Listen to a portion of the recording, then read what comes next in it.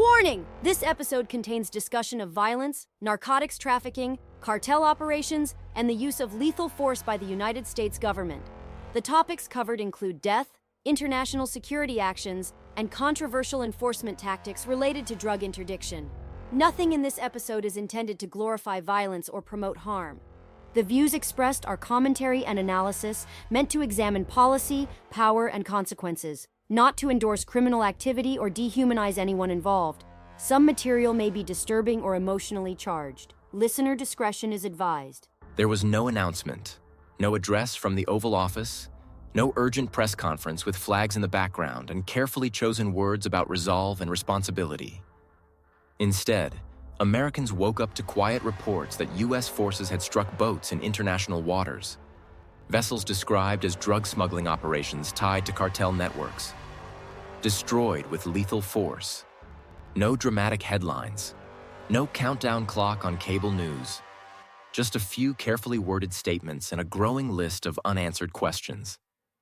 Because when the government starts using missiles instead of megaphones, language matters. Calling it interdiction makes it sound procedural, almost routine. But interdiction doesn't usually end with bodies in the water. Interdiction doesn't usually trigger classified briefings on Capitol Hill. And it certainly doesn't usually leave lawmakers from both parties asking who authorized the rules of engagement and under what legal framework this is actually happening. Here's the part that should make everyone pause. Not just conservatives, not just progressives, not just policy wonks. This escalation didn't come with debate. It didn't come with a vote. It didn't come with public consent. It arrived quietly, wrapped in national security language, justified by a crisis everyone agrees is real, and moved forward under the assumption that urgency excuses explanation. And fentanyl is a crisis. It's killing Americans at a scale that rivals wars. It's ripping through families, communities, and entire regions of the country. But the danger of a real crisis is that it becomes the perfect cover for power to expand without friction. When fear is high enough, the public stops asking where the lines are and starts trusting that someone else has drawn them responsibly. Tonight, we're not asking whether cartels are dangerous. That's obvious. We're asking something more uncomfortable. When did enforcement turn into undeclared combat? And who decided the public didn't need to be told? Welcome back to Data Dissonance. I'm Artie, and tonight we're stepping into one of those stories that's being reported just quietly enough to avoid scrutiny, but loudly enough to change how this country operates. Because when lethal force becomes part of routine enforcement, the public doesn't just deserve answers. It requires them. Not tomorrow. Not after the fact. Now. With me, as always, is the crew, and each of them is looking at this from a very different angle. Brian is here with full MAGA fire, no patience for half measures, and zero sympathy for organizations flooding this country with poison, while Washington debates terminology instead of consequences. Rachel brings the independent lens, less interested in slogans, more concerned with process, precedent, and what happens when power moves faster than accountability. Daniel is connecting dots the government insists aren't connected, tracking how emergencies quietly rewrite doctrine, authority, and oversight while the public is told not to worry.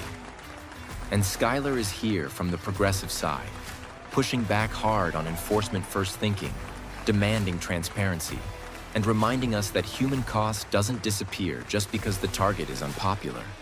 My role tonight is simple. Slow this down, strip away the euphemisms, and ask the questions that don't fit neatly into press releases or talking points. All right, let's get into it. Before we throw this around the table, we need to slow this down and set the table properly. Because this story is being reported in fragments, and fragments are how the public gets misled without being lied to outright. Over the past several days, U.S. forces have confirmed multiple strikes against vessels in the eastern Pacific Ocean. These vessels were described as drug smuggling boats tied to cartel operations moving narcotics, primarily fentanyl, toward the United States. Unlike traditional interdictions, these encounters did not end with seizures and arrests.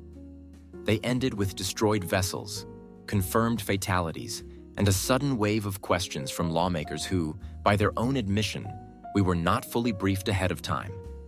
That detail matters. Because when lethal force is used outside of a declared war zone, there are supposed to be clear legal frameworks, rules of engagement, and oversight mechanisms. Yet much of what we're hearing now is vague by design. Phrases like ongoing operations, credible intelligence, and national security concerns. That language isn't accidental. It's protective. It shields decision-makers from scrutiny while asking the public to accept the outcome as necessary and unavoidable.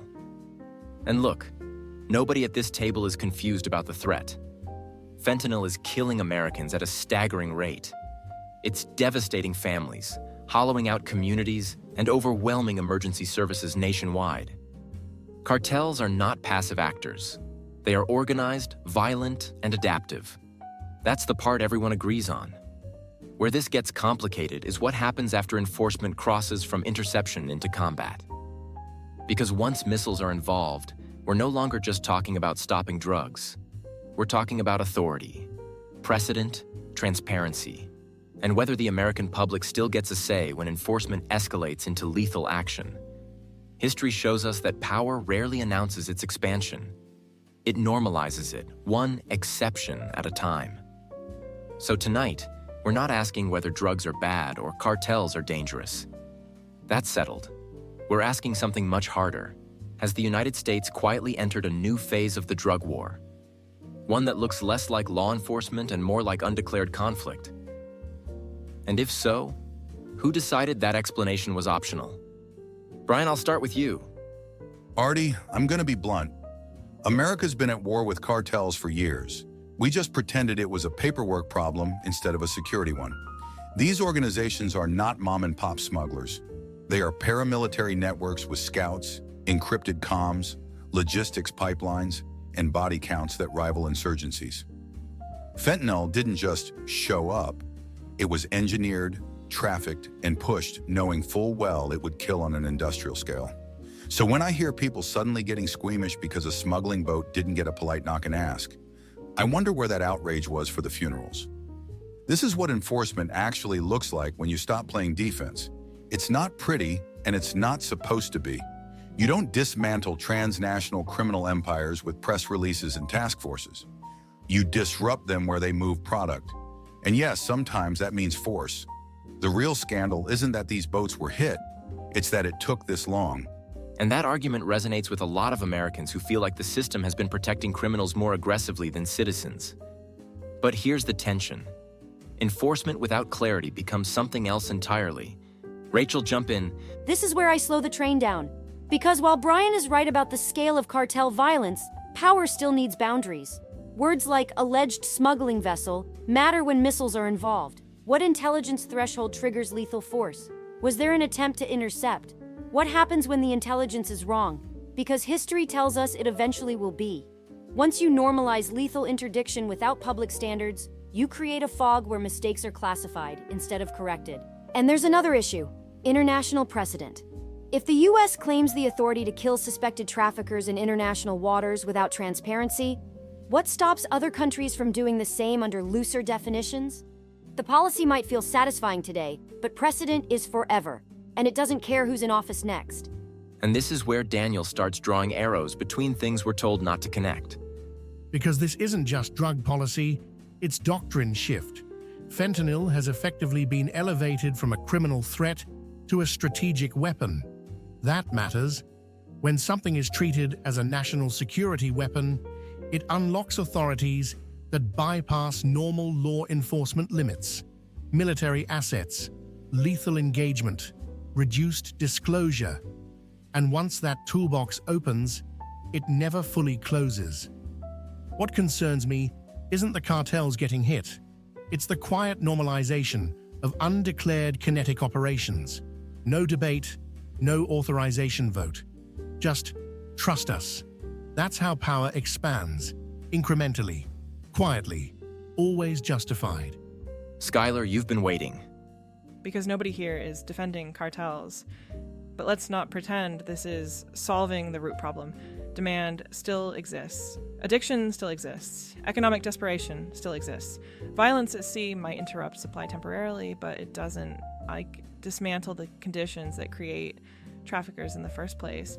And when enforcement escalates faster than accountability, innocent people inevitably get caught in the blast radius, whether physically or politically. We've seen this movie before. Militarize a problem, ignore the social infrastructure, and then act shocked when the cycle continues. That's not strength. That's inertia with firepower. Skylar, I hear you, but the difference now is scale. This isn't recreational drugs slipping through cracks. This is mass casualty poison, and when something kills more Americans annually than most wars, the response can't stay in the realm of social theory. Enforcement isn't optional anymore. It's overdue. Reform and treatment matter, but they don't stop the next shipment already en route.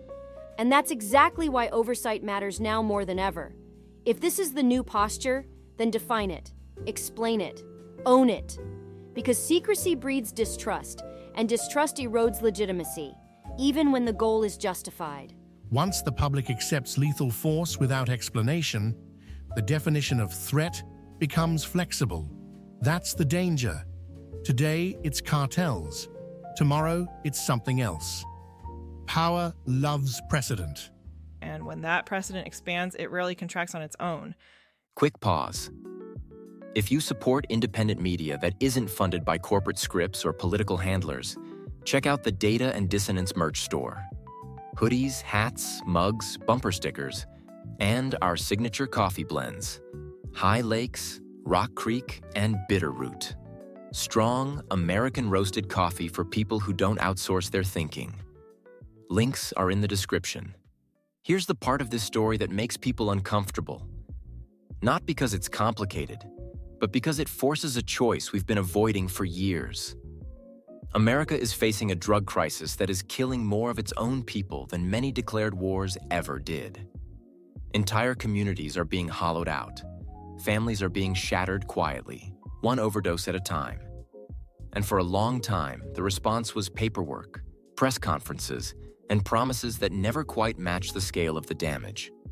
So when enforcement suddenly looks real, when it becomes loud, lethal, and decisive, people recoil. Not because they don't want the drugs stopped, but because they don't want to see what stopping them actually looks like. We want results without consequences, force without friction, and authority without accountability. That combination has never existed, and pretending it does is how democracies drift instead of decide. If fentanyl is a weapon, and by every measurable outcome it is, then the government owes the public honesty about how it plans to fight it. Wars, declared or not, change the relationship between citizens and the state. They expand authority. They lower thresholds. They normalize actions that would be unthinkable under ordinary circumstances. That doesn't automatically make those actions wrong, but it absolutely makes explanation non-negotiable. Power exercised in silence isn't strength. It's a warning sign. What worries me isn't that cartels are being targeted. What worries me is how quickly the conversation jumps from "this is necessary" to "you don't need to know the details." Because history is very clear on this point. Once a government gets comfortable acting without explaining, the definition of threat becomes flexible. Today, it's drug boats. Tomorrow, it's something else deemed urgent enough to bypass debate. Precedent doesn't care about intent. It only cares about permission. And let's be honest about something else. If this is the new posture, it won't stay offshore forever.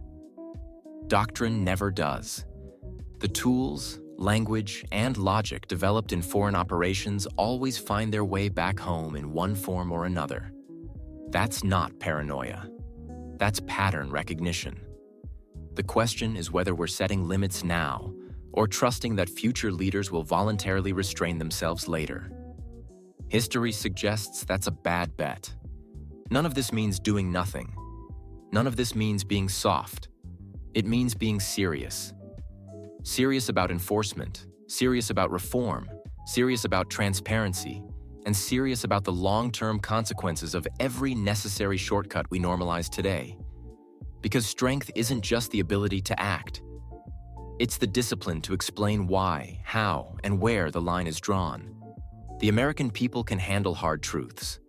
What they can't handle forever is being told to look away while major decisions are made on their behalf. If this is war, say it. If it's law enforcement, define it. If it's something new, then own that too. But don't confuse silence with unity or urgency with consent. That's how trust erodes. That's how power drifts. And that's exactly why we're talking about it. Remember to speak truth. Stir thought.